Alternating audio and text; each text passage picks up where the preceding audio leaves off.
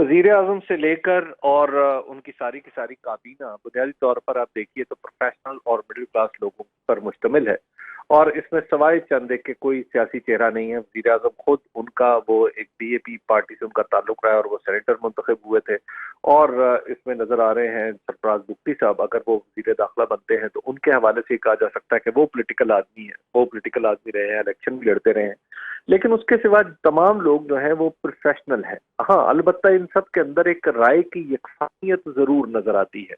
ये सब वो लोग हैं जो किसी न किसी दर्जे में जो साबिक हुकूमत थी यानी पाकिस्तान तहरीक इंसाफ की, उसके नाक़िद रहे हैं या बाद में अपनी उसके ऊपर या बाद में भी उसके ऊपर एतराजात करते रहे हैं। और इनका सभी का तकरीबन यानी आप यूं कह लीजिए कि मुस्लिम लीग नून से या पीडीएम की हुकूमत से एक रिश्ता तो नहीं, बल्कि लेकिन बहरहाल उनके साथ एक आप यूं कहिए कि ख्यालात जरूर शेयर करते रहे हैं, खा वो हमारे वजीर आजम हैं, खा वो बाकी तमाम लोग हैं। लेकिन इसका ये मतलब नहीं है कि ये इनका कोई पाकिस्तान मुस्लिम लीग नून से या पीडीएम की हुकूमत से कोई गहरा ताल्लुक है। तो मजबूरी तौर पर जो अमूमी तासुर है इस कैबिनेट का वो बड़ा बेहतर है। और बिलखुसूस शमशाद अख्तर साहिबा जो है वो पहले भी हमारी निगरान वजीर खजाना रह चुकी हैं और आईएमएफ के साथ मामलात को देखती रही हैं। उन्होंने जब वो स्टेट बैंक की गवर्नर थी उस वक्त भी आईएमएफ के साथ हमारे मामलात बड़े अच्छे तरीके से चलाए थे। और बाद में जब वो निगरान वजीर खजाना बनी थी एक बार, तो उस वक्त भी उन्होंने आईएमएफ के साथ चीजें ठीक अंदाज में चलाई थी। शायद अख्तर साहिबा से तो तवक्को नहीं की जा सकती कि निगरान हुकूमत का हिस्सा होते हुए कोई गैर मामूली इकदाम करेंगी, लेकिन बहरहाल ये तवक्को जरूर की जा सकती है कि वो पाकिस्तान का जो आईएमएफ के साथ मुआहदा है उसको उस पर अमल दरामद को यकीनी बनाएंगी। तो ये इसी तरह अनीक अहमद साहब हैं। अनीक अहमद साहब हमारे साथी हैं और पाकिस्तान के बड़े नंबर पाकिस्तान के अंदर मजहबी प्रोग्रामों के बानी हैं। मुर्तजा सोलंकी साहब हैं। मुर्तजा सोलंकी साहब डीजी रेडियो भी रहे हैं, यानी पाकिस्तान में पाकिस्तान ब्रॉडकास्टिंग के वो डीजी भी रहे हैं।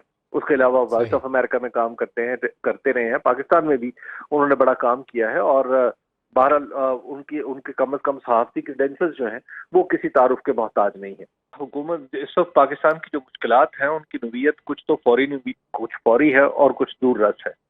जो फौरी नवीयत के मामलात हैं यानी रोजमर्रा के मामलात हैं वो तो इन्हें निपटाना होंगे, लेकिन बहरहाल पाकिस्तान के अंदर जो स्ट्रक्चरल इस्लाहात का मसला है, पाकिस्तान को आगे लेके जाना है, पाकिस्तान के अंदर सियासी अदम इस्तेहकाम है, उसको निपटाना तो जाहिर है एक निगरान हुकूमत के मैंडेट में शामिल नहीं होता। ये तो जारी मंसूबे हैं, उसको जारी रखेंगे, रोजाना के मामलात आगे बढ़ाते रहेंगे और जो कुछ भी पाकिस्तान के लिए यानी पाकिस्तान में हो रहा होगा डे टू डे अफेयर्स की हद तक वो निपटाते रहेंगे।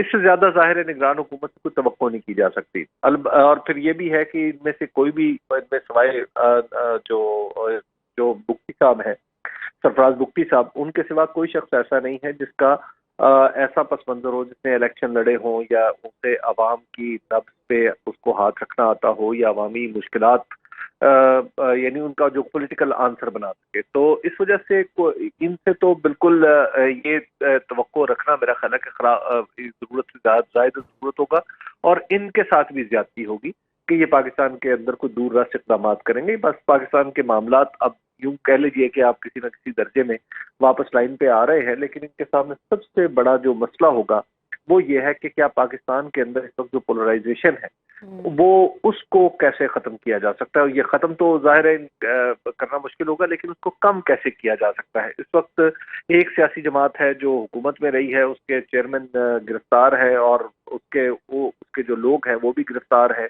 उसके ऊपर एक ऐसा लग रहा है कि जैसे उसके साथ डिस्क्रिमिनेटरी सलूक किया जा रहा है। तो अब इलेक्शन आने हैं आगे, इस हुकूमत का सबसे बड़ा काम है कि इसने इलेक्शन करवाने हैं।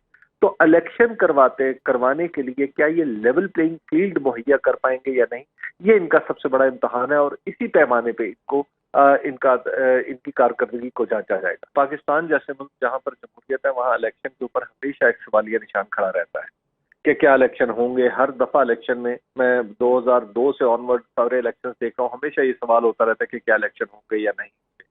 तो एक तो ये सवाल बिल्कुल एक लॉजिकल है। इस वक्त इसकी इंपॉर्टेंस इसलिए भी ज्यादा हो गई है कि आइन के वाज़ेह हुक्म के बावजूद जो साबिक हुकूमत थी उसने 2 सूबों में इलेक्शन नहीं करवाए थे। आइन कहता है कि 2 सूबों की किसी भी सूबे की असेंबली टूटे तो 90 दिन के अंदर अंदर वहां पर इलेक्शन होने चाहिए। तो उस सूरत में हमने देखा था कि 2 सूबों की असेंबलियां टूट गई, لیکن پچھلی حکومت نے بھی الیکشن نہیں کروائے. پاکستان کا الیکشن کمیشن جو ہے وہ بھی اس معاملے میں نہ صرف خاموش رہا بلکہ الیکشن کے خلاف اس نے پوزیشن لے لی. پاکستان کی عدلیہ نے ایک فیصلہ جاری کیا لیکن اس فیصلے پر عمل درآمد نہیں ہوا. تو ایک دستوری کرائسس تو پاکستان میں موجود.